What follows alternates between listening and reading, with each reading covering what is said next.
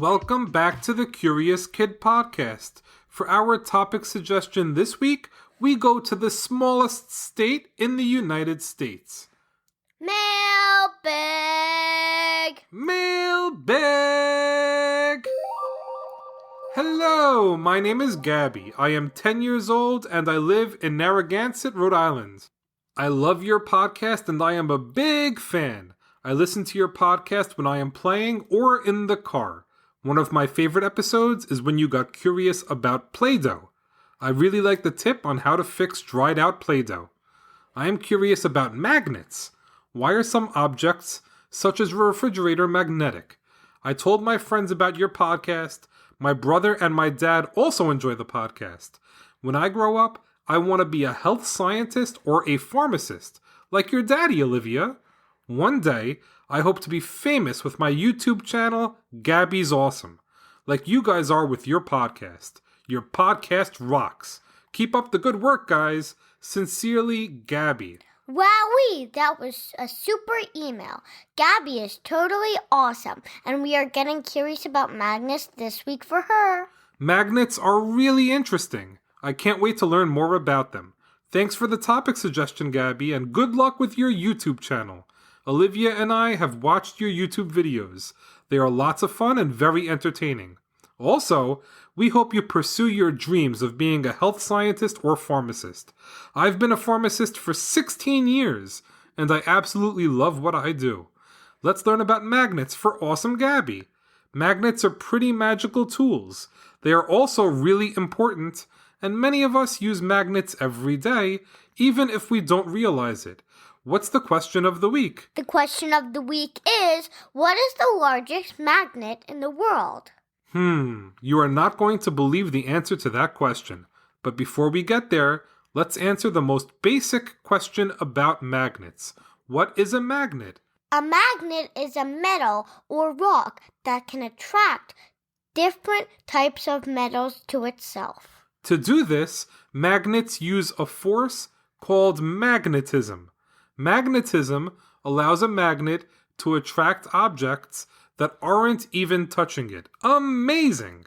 They are able to attract other objects if those objects are inside its magnetic field. A magnetic field is just the area around a magnet where it can attract other objects. And the coolest thing about it is that the magnetic field cannot be seen by the human eye. That's what makes magnets so magical. They are able to pull objects to them without actually touching those objects.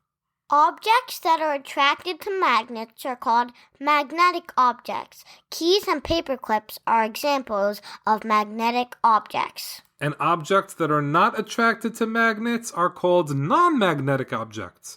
Plastic and rubber are examples of non-magnetic objects. All magnets have a north and south pole. Magnets come in different shapes and sizes.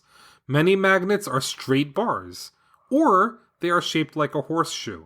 No matter what the shape of the magnet is, one end is the North Pole, and the other end is the South Pole. The north and the south poles of the magnet is where the force of magnetism is the greatest. So let's say you have a bar magnet, and you have a bunch of paper clips on a table.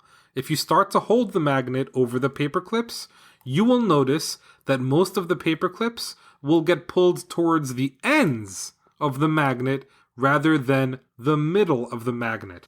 Magnets can be attracted to each other or repelled by each other. If you have two magnets, opposite poles will be attracted to each other. In other words, if you hold the north pole of one magnet close to the south pole of the other, the two magnets will attract each other and come together. Something interesting happens when you try to attach two north poles or two south poles to each other. They don't pull each other in. They actually push each other away or repel each other. What makes some objects like refrigerators magnetic? There are certain metals such as nickel, iron, and cobalt that are very attracted to magnets. If an object has one of those, or other metals that are magnetic, they will be attracted to magnets. Magnets themselves are often made of iron or steel. Modern refrigerator doors have magnets in them.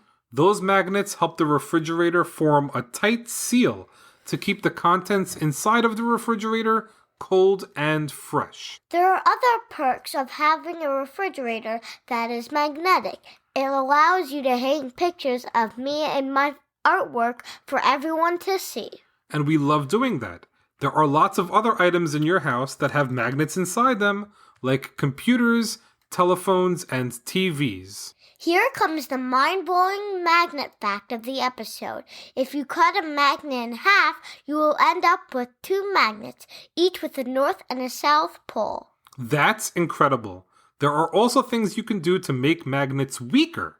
If you heat a magnet to high temperatures or hammer at a magnet, the magnet will become weaker. That happens because the molecules in the magnet will get rearranged so that the north and south poles will become weaker because their molecules will get scattered throughout the magnet. Okay, Olivia, let's answer the question of the week. What is the largest magnet in the world? The largest magnet in the world is Earth. Earth is one giant magnet. That's because the liquid core of the Earth contains hot molten iron. That iron makes an electric current, which results in a magnetic field that surrounds the Earth. And if you thought that fact was amazing, check this out. There are many animals that can sense the magnetism of the Earth. We know that migratory birds can sense the magnetism of the Earth. Migratory birds are birds that travel long distances at regular times.